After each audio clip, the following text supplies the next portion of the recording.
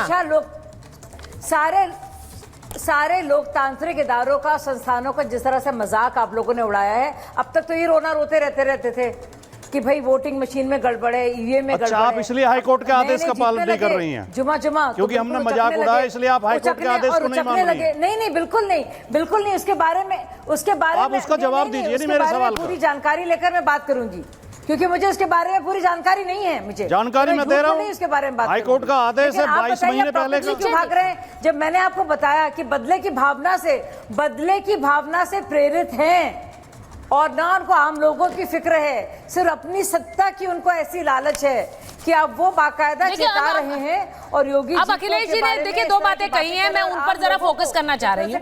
उन्होंने पहला तो कहा सारे बुलडोजर गोरखपुर की तरफ मोड़ देंगे, या और दूसरा उसके पीछे की बड़ी बात यह है कि 2027 में अखिलेश यादव वापस आ रहे हैं। अनंत विजय जी, आपने देखा कि मैं शुरू से ये बात कह रही हूँ कि वार पलटवार वाली बात हो रही है। ये जो बयान है ये अब पॉलिटिकल से ज्यादा पर्सनल लग रहे हैं, योगी आदित्यनाथ वर्सेस अखिलेश यादव।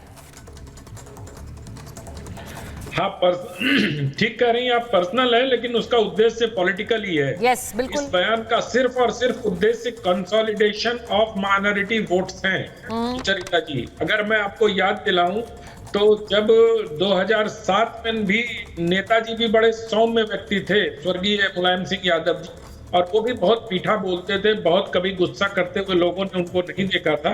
लेकिन 2007 में उन्होंने भी बुलडोजर का रुख गोरखपुर की तरफ मोड़ा था और योगी आदित्यनाथ को 11 दिन के लिए अरेस्ट कर लिया था। तो उसके बाद का परिणाम भी उत्तर प्रदेश की जनता ने बता दिया था कि योगी जी को अरेस्ट करने के बाद मुलायम सिंह यादव की सत्ता से बाहर हो गए थे और मायावती की सत्ता में आ गई थी। लेकिन अब अखिलेश यादव, अच्छा, तब भी वो मुसलमानों की एक धार्मिक जुलूस को लेकर योगी आदित्यनाथ को जेल में भेजा गया था।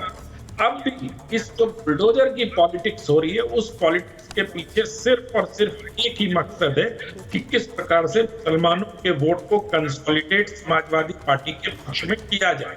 क्योंकि इंसिनुएशन वही हो रहा है सारे बयानों में। अगर आप देखिए, उनके वो नेता कहते हैं कि बुलडोजर का रुख वहां मोड़ देंगे और उनके अन्य नेता कहते हैं कि सिर्फ मुसलमानों के घर गिराए जाते हैं। जबकि एक रिपोर्ट अभी आई है जिसमें 32% तो उसमें ओबीसी, अल्पसंख्यक और मुसलमानों के घर गिराए गए, बाकी दूसरे लोगों के घर गिराए गए। और आप अभी चला भी रही हैं कि कान त्यागी तो कोई मुसलमान थे, कोई अल्पसंख्यक नहीं थे, तो उनके भी घर गिराए गए थे। तो ये, और जो सुप्रीम कोर्ट की दुहाई दी जा रही है, सुप्रीम कोर्ट ने अपने जजमेंट में ऐसा कहीं नहीं कहा है, और ऑब्जर्वेशन कभी भी जजमेंट का पार्ट नहीं होता।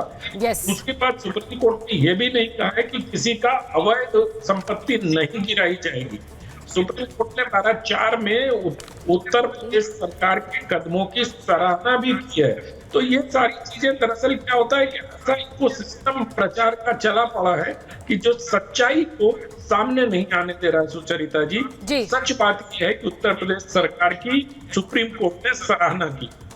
आपने कहा कि उत्तर प्रदेश सरकार की कोर्ट ने सराहना की है। मैं कह रही हूं कि मैं आगे अपने दर्शकों को वो भी दिखाऊंगी कि कोर्ट में जो हलफनामा दाखिल किया है उसमें क्या कहा है। लेकिन मैं पहले अखिलेश यादव का एक और बयान दिखा रही हूं जो उन्होंने अभी थोड़ी देर पहले ट्वीट किया। सीएम योगी पर अखिलेश यादव का नया हमला है। वो कह रहे हैं कि आपको लगता है बुलडोजर बहुत सफल है, अपनी अलग पार्टी बनाकर बुलडोजर चुनाव चिन्ह से इलेक्शन लड़ लीजिए, आपका भ्रम भी टूट जाएगा और घमंड भी टूट जाएगा।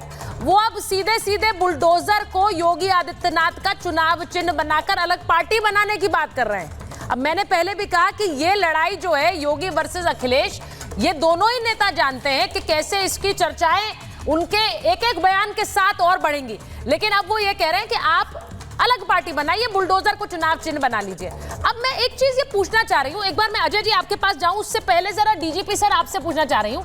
भले ही उन्होंने ये तंज कसा है कि बुलडोजर को आप चुनाव चिन्ह बना लीजिए, लेकिन क्या वाकई यूपी में बुलडोजर एक चिन्ह बन गया है, प्रतीक बन गया है योगी आदित्यनाथ के एडमिनिस्ट्रेशन का? इसको लेकर भले ही लोग उन पर हमला करते हो, लेकिन क्या ये बन गया है?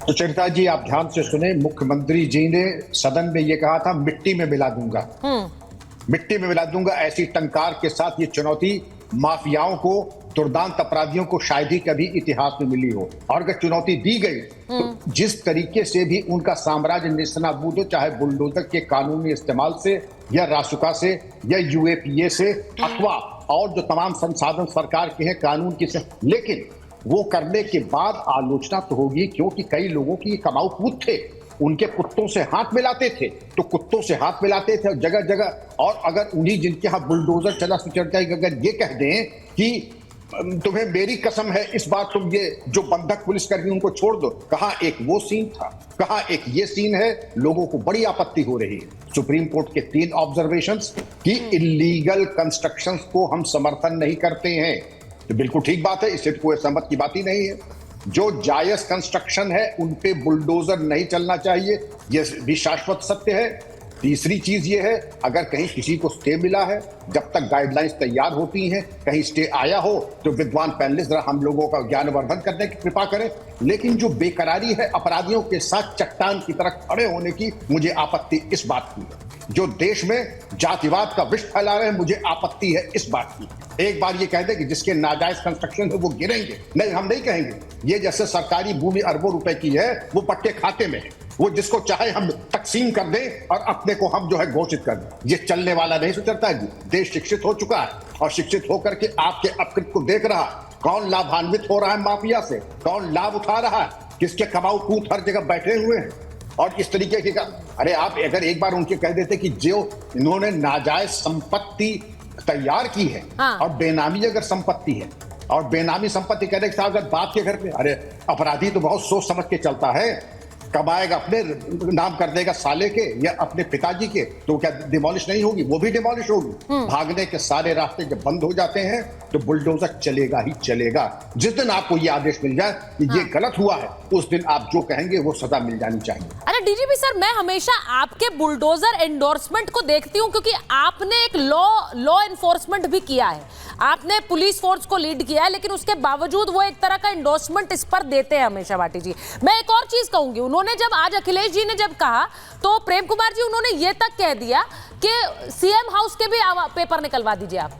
अब मेरा सवाल ये है कि उस सीएम हाउस में तो खुद अखिलेश जी भी रहे हैं, लेकिन आज वो उसके भी पेपर निकलवाने की बात कर रहे हैं। देखिए सुचारिता जी, बुलडोजर को लेकर के हम तमाम लोग जो चिंता प्रकट करते रहे हैं, उसको सुप्रीम कोर्ट ने बीते दिनों उस चिंता को जायज ठहराया और कहा कि किसी भी हाल में जो कोई दोषी भी हो जाए तब भी उसके मकान नहीं टूटने चाहिए, उसमें लीगल बात शामिल है।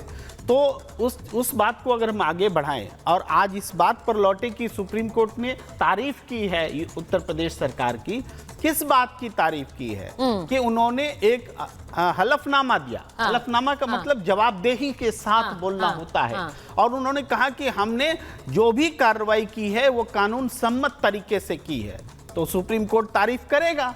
अब इस दावे को क्रॉस करना मीडिया का काम है कि क्या बीते दिनों जो कार्रवाई हुई है बुलडोजर से वो कानून सम्मत हुई है। उदाहरण जब जैसे जैसे सामने आएंगे, सुप्रीम कोर्ट की यही तारीफ योगी सरकार के लिए गले की फांस बन जाएगी, क्योंकि ये आप सब जानते हैं। और एक और बयान से इसको हम ये करते हैं, योगी आदित्यनाथ जी ने कहा है कि दिल और दिमाग चाहिए बुलडोजर चलाने के लिए। आप समझिए, बहुत गंभीर बात है। इसका मतलब क्या है? इसमें चतुराई और एक शातिराना तरीके से आप किसी का बुलडोज करेंगे क्या? दिल भी चाहिए, दिल चाहिए, चलिए उसमें इच्छा शक्ति होगी, दिल होगी, भावना होगी, लेकिन इसमें दिमाग चाहिए का क्या मतलब है? आप दिमाग लगा करके किसी का मकान गिराते हैं क्या? ये प्रश्न है। तो जो उत्तर प्रदेश में दुनिया देख रही है कि जो मकान बुलडोज हो रहे हैं, गिराए जा रहे हैं, वो सिर्फ अतिक्रमण हटाने की कार्रवाई नहीं है,